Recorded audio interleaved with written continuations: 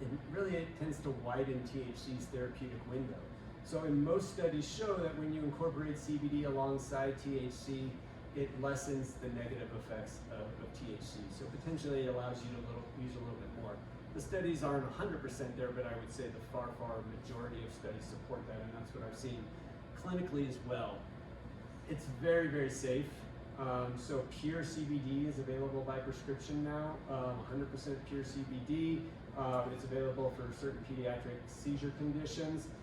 Those are kids being dosed at 600 to 1500 milligrams of CBD a day.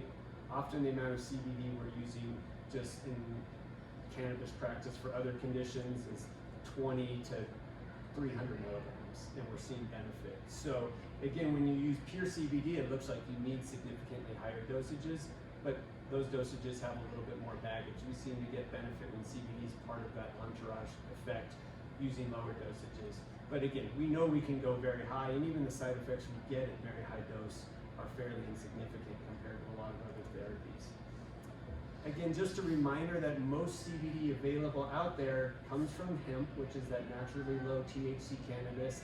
Just reiterate, regulation totally different and somewhat non-existent there. So it's fine to use CBD from a hemp product. You don't have to get CBD from a dispensary. You just have to know, again, quality, where it's coming from, and know some things, because most of the CBD that you can readily buy out there has been shown to not have what it says it does on the bottle, or it has other things. So again, that's not to be scared of hemp products. You just have to know a little bit more and do a little bit more research. THC is probably the more powerhouse component in the plant. I mentioned THC is the compound in the plant that most mimics what our own system looks like. So the compounds, what we call the endocannabinoids, which are acting on cannabis receptors, THC most mimics their activity. So it really just augments what our own system is trying to do. It's also far and away the most studied compound. It was isolated in 1964, and so the far bulk of cannabis research out there has been done on THC. And so there's this kind of myth that CBD is the medicine and THC is just a drug to kind of cause intoxication, and all the stereotypes that go with that really couldn't be farther from the truth. THC certainly is the compound that is associated with intoxication and quote getting high, but it's very much the medicine, and I would say, in my experience, the more effective and the more powerful medicine. And so I think pretty much every regimen that someone is using for intentional or medicinal use should have THC in it. But again, just because you're using THC does not mean you have to be high or intoxicated. And that's such a huge thing. A lot of people using THC don't feel high at all, okay? Because THC works at a pretty low dose. So you may at some point use a dose that causes some of that intoxicating effect, and there's various reasons for that, both ideal and often sometimes not ideal. But again, just because someone's using THC does not mean they're getting high. And so again, there's still a lot of stigma associated with cannabis use, especially in this country. And so a lot of folks are afraid of THC because of all what they've heard, or they don't want people to think they're getting high or driving and doing things. So that's a key point to kind of break that fear of THC for a lot of people. I said it's probably the more powerhouse when it comes to cancer. THC is probably the better thing for nausea, neuropathy, appetite, mood, depression. So these are pretty important symptoms when we're talking about therapy in folks with cancer. And as I say, just an example, personally, dealt with depression and mental health issues really my whole life, and used a variety of things, and overall do pretty well, but had a depression flare throughout the summer, this past summer. Added back in literally 4 drops of the cannabis tincture, a product of a friend who makes it, sold it, dispensaries here, 4 drops, which is like a milligram and a half of THC. Nothing that I even know I take.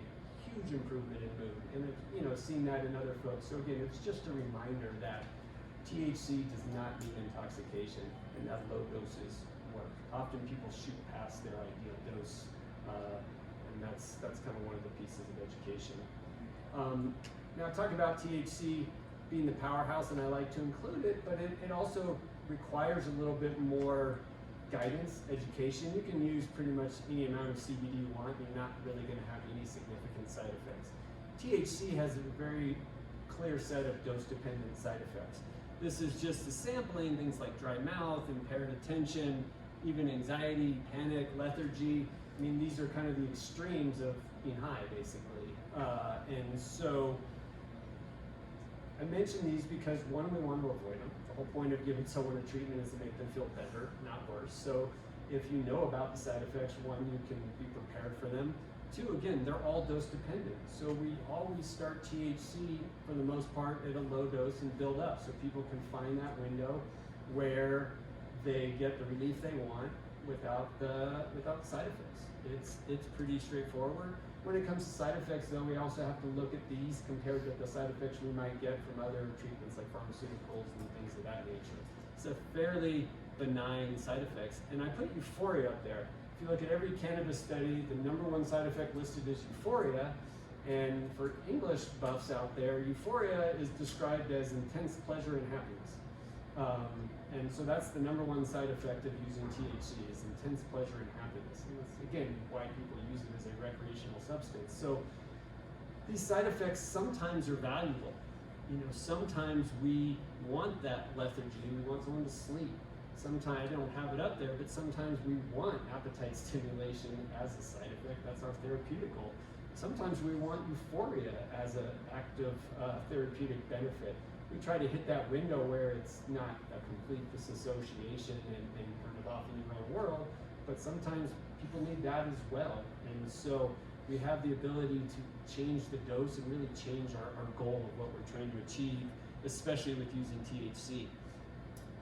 And again, when it comes to toxicity, there isn't any. It doesn't mean there's no side effects, but there is no toxicity, meaning you can't damage your organs, you can't stop breathing, you can't cause your kidneys to fail, your liver to fail. There's no dose of THC that is acutely lethal or toxic. Again, doesn't mean there's not side effects, but again, almost every other medicine we use has lethal or acute overdose toxicity. And so as it comes to practical information, I said we focus on this balance of CBD and THC, and there's different ways to use that or describe it. We're hoping to see this top 3 come into the literature more. Type 1, type 2, type 3. Type 1 mean high THC cannabis. Type 2 mean more balanced, equal parts CBD and THC. Type 3 meaning high CBD cannabis. That's certainly not in dispensaries yet. It's not in the kind of market, but we're seeing it more in the literature, the scientific literature. What you'll see in dispensaries and in practical use is ratios. So if you go into any Colorado dispensary and look at different products that have both CBD and THC, they will always have ratios listed. So I kind of have this reverse. So type 3 high CBD cannabis would be a high ratio, maybe 10 or 20 to 1 CBD compared to THC. Rarely, if ever, intoxicating. Because again, it's CBD dominant and CBD doesn't cause any intoxication. So for people really worried about that or have a condition where CBD is maybe an ideal compound, we use this high CBD. So a high ratio, maybe 10 or 20 to 1. As you get closer to a balanced 1 to 1 ratio, you'll see 5 to 1, 3 to 1. 1 to 1 is the most common out there. We use tons of 1 to 1 ratio of CBD to THC, partially because it seems to work really well. Also because one of the not US approved prescriptions, but a prescription that's been approved for over a decade in about 30 other countries is a 1 to 1 ratio of CBD to THC. It's called Sativex, so if anybody has been in other countries, it's a staple of cancer symptom care. It's been approved in most countries for a decade now, so a lot of the randomized controlled studies looking at cannabis come from using Sativex. It's a 1 to 1 ratio. So again, it doesn't mean it's the best and everyone should get that, but it's certainly a common ratio where we start, especially if we're looking for something where we need some of that THC effect. Having that CBD seems to balance things out and make it pretty well tolerated. And then of course that ratio can invert. Most products, at least in Colorado, are very much what we call type 1. Lots of THC, no or almost no CBD. Those are probably 90% of what's for sale in Colorado. I would say they have their role, but typically we just don't need that kind of dosages. And so you can use a high THC product, you just often need a little bit of it. And that's just kind of the nature of what sells versus maybe what's optimal for the body. So I mentioned all the different compounds. Kind of makes cannabis a little bit challenging to say here's the best one or here's one size fits all, because we're talking about potentially dozens or hundreds of different compounds. We also have a whole lot of ways to put it in the body, which is good because that gives us a personalization. What's best for you? Maybe it's inhalation. What's best for you? Maybe it's drops under the tongue. What's best for you? Maybe it's a cream on your hands. Okay, that's great to have that personalization. It makes it a lot harder to study when someone says, is cannabis beneficial for cancer pain? Well, are we talking about inhalation? Are we talking about topicals? Are we talking about CBD? Are we talking about THC? And obviously I could go on. So what's good for personalized care is not good for randomized controlled double-blind studies. Okay, especially double-blind randomized studies with products that are illegal or federally illegal. So no cannabis research for the most part, randomized research has been done on the products you can go buy at the store because it is illegal to do that research. So to say there's no data, and well, we'll get to the data part in a second. But so again, lots of different options. I'm going to touch on a few, the ones that are kind of most commonly used. I'll start with topicals. Topicals is something you're putting on your body to treat something locally. There are creams that you're hoping get absorbed into the body and are systemic, meaning affect the whole body. But topicals, we use that term typically if we want to treat something in a spot. So I say if you can point to it and push on it and it hurts, a topical is a reasonable treatment. There's cannabis receptors in the skin and other receptors that cannabis compounds work on. They don't get absorbed into the bloodstream, so if used properly, you're never going to have any potential intoxication, even if it's a pure THC product. They work very superficially, so it's not going to help your disc bulge, okay? But if you have a muscle spasm that's tight on the back, it might help. Hand arthritis and hand symptoms. Neuropathy, I'd say, is mixed. It wouldn't be my go-to, but definitely I've had patients who feel topical cannabis helps their neuropathy. But I wouldn't say that's universal by any means. But again, easy entry point, very easy to use outside of a rare allergic reaction, which I've never seen. Essentially there's no barrier to entry and no side effect potential. Again, pretty limited clinical data on topicals, but some pretty impressive anecdotal. What I say with topicals, if you have a spot that you want to try it on, you try it 2 or 3 times, you're gonna know if it's helping. And when it works, it tends to work well. So there's people who be like, if you steal my topical from me, I will go after you. Other people that don't notice much. So I find when it works, it's amazing, but it's a subset of people who it works for. Ingestibles is how most people new to cannabis start. And so ingestibles is anything that's eventually swallowed. We differentiate a little bit by what we often call edibles or tinctures. There's also sprays, pills, capsules. Again, they all get swallowed, they're all ingested, and that means they go through the digestive tract and then they have to go through the liver, and so there's a lot of processing before that actually gets into your bloodstream, which makes it a little less predictable a lot of the time. Now, this is where science and the cannabis industry is doing great things by making things more predictable, better absorbed, things like that. Some of the words we use, tinctures, are often drops. We actually use that incorrectly. A true tincture is an alcohol extraction, but we use tinctures in the cannabis space to describe anything that's in liquid. Usually it's just cannabis dissolved in oil, like coconut oil or olive oil. You can put it under your tongue. Those are great because you can dose by the drop. Like I said, I was using a tincture that was maybe like 1 milligram. You can't find a gummy that I can break to get 1 milligram in, but with drops you can start really low. So that's a nice entry point. Plus you might get some absorption under the tongue with drops. Works a little quicker and skips the GI system. There's a lot of edibles out there. Again, probably 90% of them have no business going into a body, not because of the THC, but because they're all sugar and food coloring and chemicals. I don't want that going into anybody, certainly not for their medicine. So again, there are plenty of medically focused designs, and that just means, again, you can use a low dose, it's got consistent absorption, it doesn't have junk in there that's gonna make your underlying condition worse in the first place.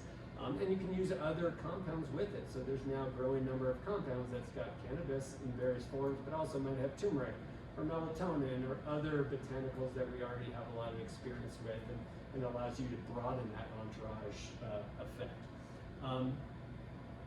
Things you put in your body can often take up to a couple hours to show their full effect. So this is where you see a lot of negative reactions to THC, is people who use edibles and keep taking it because they don't feel effects, and they end up taking way too much, and it's not dangerous, but it's for many people very unpleasant. For some people it's quite pleasant, but it's a change. Inhalation, I just want to touch on, because inhalation gets a bad rap because nobody really wants people smoking, and that's not really good for your health. But smoking is easy to do and really quickly. Inhalation, the main benefits is that it works so quickly. Okay, within seconds, certainly hits its peak within minutes. So for someone who can't eat and is refractory to nausea, getting it in your body. And so, yes, I don't want someone smoking, but one, cannabis smoke is not nearly as toxic as, say, cigarette smoking. If used 1 or 2 puffs, that's not going to cause bronchitis and lung toxicity. Cannabis has never been shown to cause lung cancer. That's well proven. So it's really just cough, congestion, worsening of asthma or other lung disease. So the risks aren't that high, but we generally avoid it, but it works quickly. And so if someone's going to be using inhalation long term, there's safer ways to inhale. There's what we call vaporization, where you heat the flower, just the cannabis buds, to a temperature where the medicine evaporates, but the plant's not burned, so there's no smoke. So that's a safe long-term method.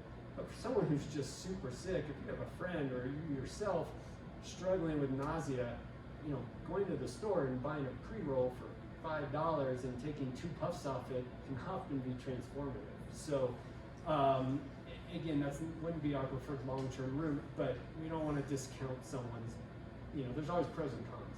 And if the pros are here and the cons are here, that's okay. And then you can always figure out how to do it safely. So inhalation can be a valuable tool. And again, this is the story you'll often hear with friends, family, like, oh, my friend brought over a joint, or my friend gave me 2 puffs, and it was, oh my God, I haven't felt this good since I started treatment. One of the most famous stories is a son of a doctor called Lester Greenspoon. He was a Harvard professor in the 60s and 70s. He was attempting to write a book on why cannabis was bad, to prove his friends like Carl Sagan and Stephen Jay Gould that it was bad for them.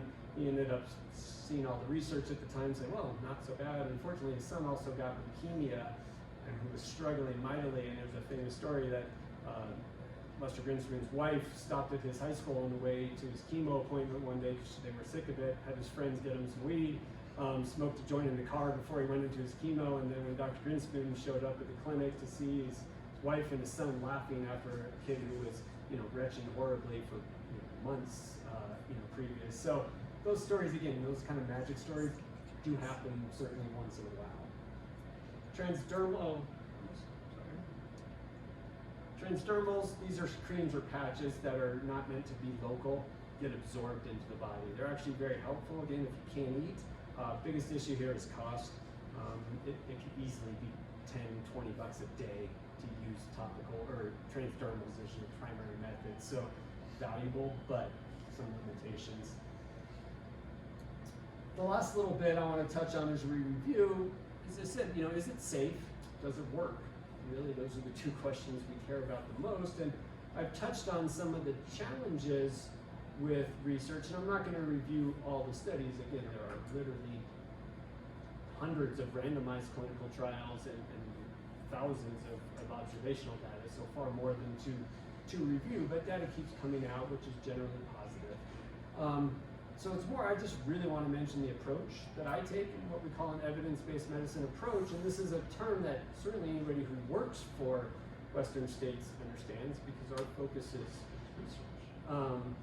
But evidence-based medicine is not just picking one trial and again extrapolating that to everybody with that diagnosis or label. True evidence-based medicine, as it was defined, not always interpreted, is 3 things.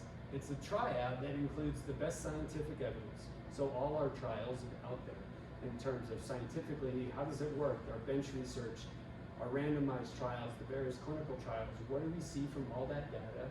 We combine that with clinical expertise. What are physicians seeing who are treating patients and other practitioners, not just physicians. And then finally, the patient experience, which sadly is discounted in a lot of recommendations and reviews, but I know it's a part of Western states and their cancer care delivery trials. So patient experience is huge. And evidence-based medicine is really combining all of those things and saying, based on all of the evidence available out there and the patient sitting in front of me, do I think the pros outweigh the cons? And that is truly how evidence-based medicine is supposed to be utilized. Again, it gets distorted a little bit with this one-size-fits-all approach. So when I look at a cannabis for a given patient, I'm using this process continuously based on all the evidence that's out there. And again, if you only wanted to look at double-blind randomized controlled trials, you would still see cannabis showing potential benefits in a whole host of different conditions. We have that data. I just don't believe that's the only data that's out there. And so, is it safe?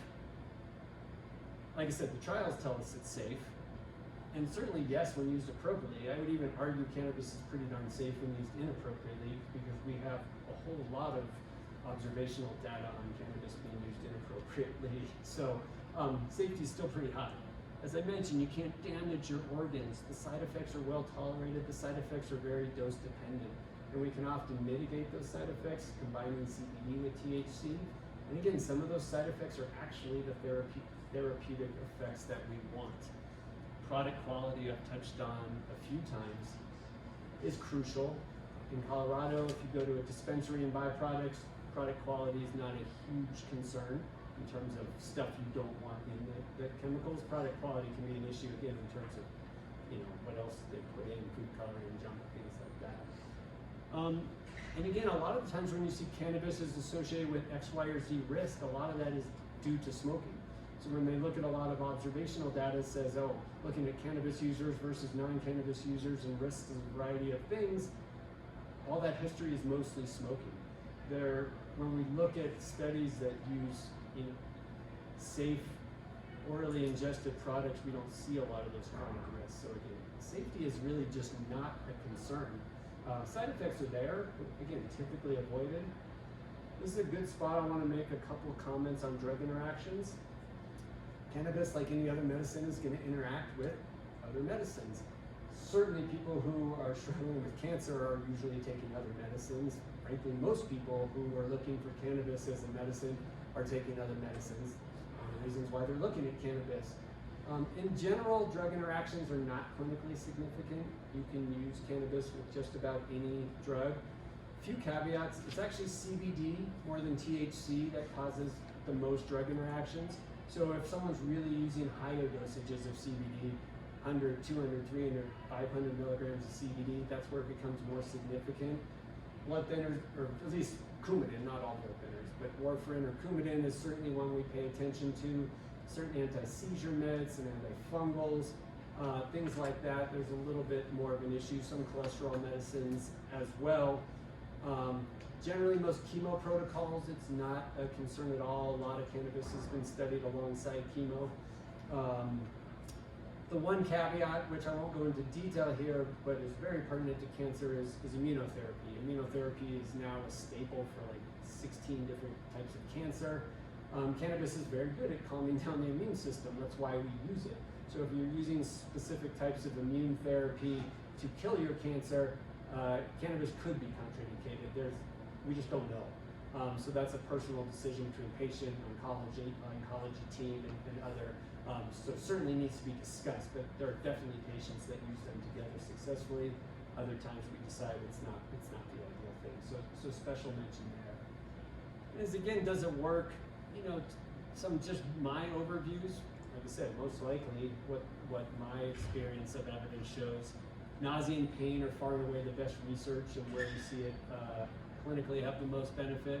These other conditions definitely, especially if you're using the right products in the right way, I think it can benefit all these conditions. And again, one plant, lots of conditions. That still might be multiple cannabis products. It might be someone uses inhaled therapy for example, let's go back there. It might be someone's using inhaled therapy for their nausea around chemo, but they're using oral therapy for pain or mood or other things. So it could be multiple cannabis products. It's not always just one thing.